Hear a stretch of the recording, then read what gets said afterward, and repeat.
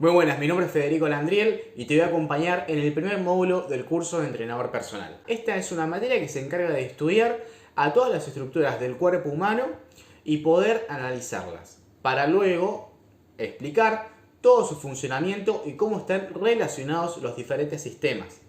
Desde las venas, las arterias, los órganos, los músculos, todo este conjunto que está dentro de nuestros cuerpos tiene una explicación y tiene un funcionamiento clave que es la de mantener la homeostasis. La homeostasis es el equilibrio de todo el sistema metabólico para poder adaptarse a las diferentes situaciones o a los diferentes momentos que vamos pasando a lo largo de todo el día. La anatomía pasa por diferentes periodos a lo largo de todo este tiempo, hasta el siglo XXI, y uno de los principales periodos fue el de la edad prehistórica, que es en donde los hombres primitivos observaban y estudiaban a los cuerpos de animales y a las personas que se morían para poder entender cuál era el motivo de la enfermedad.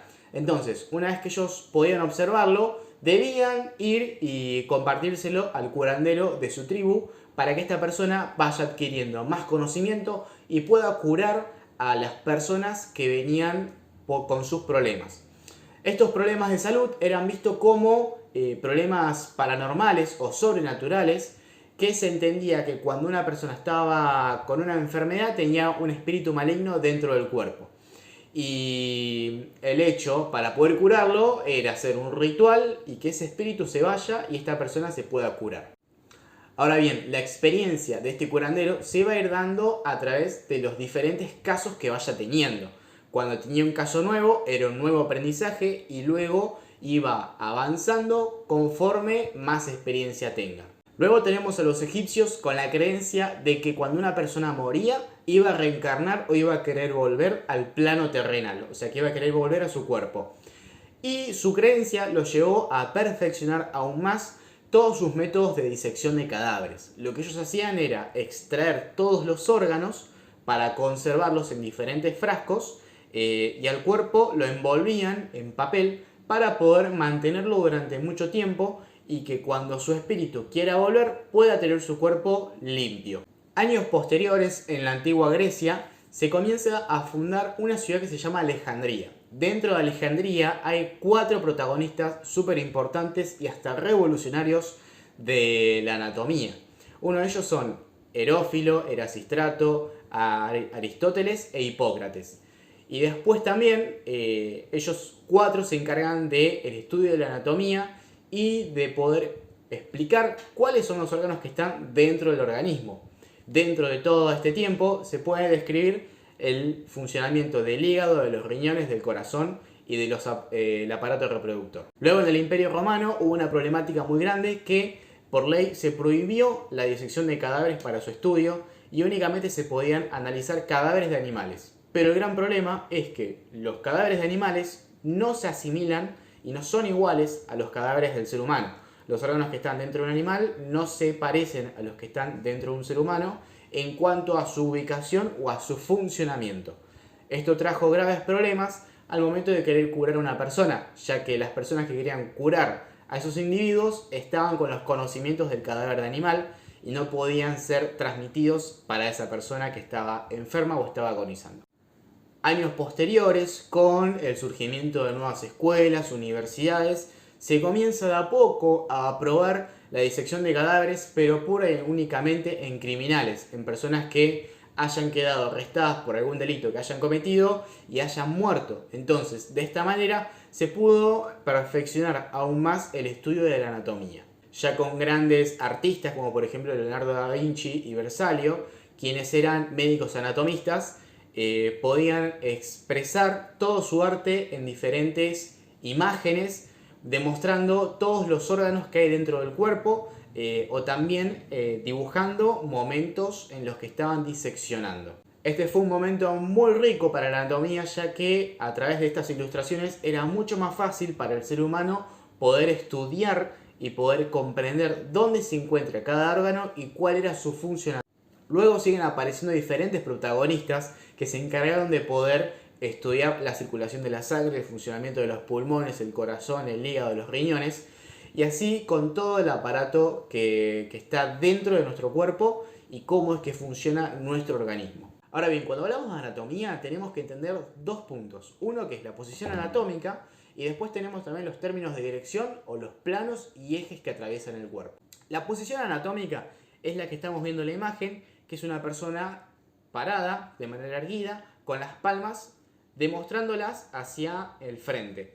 Esta posición anatómica va a estar en todos los libros o artículos de anatomía y siempre que se dé la descripción de algún movimiento o de algún músculo va a ser en relación a esta posición. Luego tenemos los planos de movimiento. Estos planos de movimiento nos van a permitir el estudio de cómo se mueve el cuerpo dentro de diferentes planos y ejes. Para comenzar tenemos el plano sagital, que es una línea media que va a partir al cuerpo en dos mitades, una que va a ser el lado derecho y otra el lado izquierdo.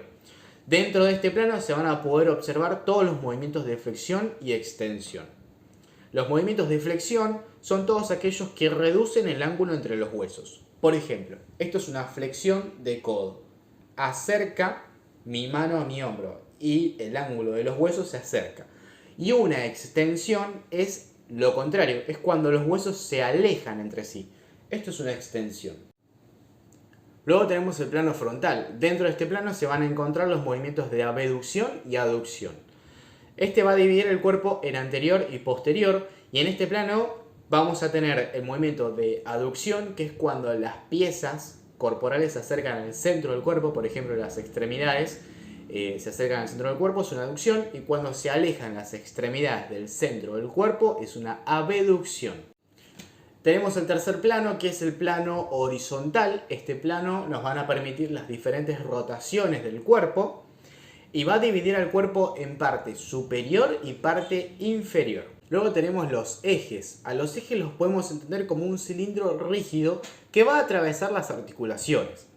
A través de estos ejes se van a tomar los movimientos de los planos.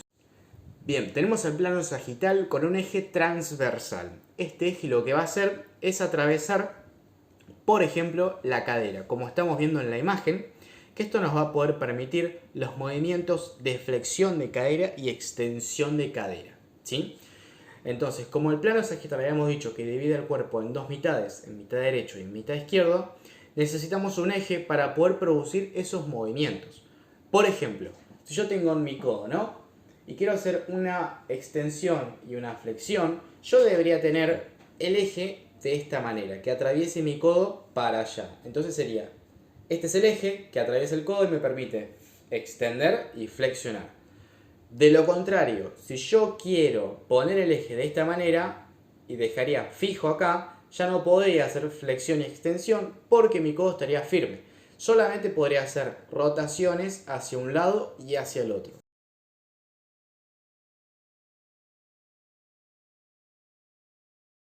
Se permitían los movimientos de abducción y aducción.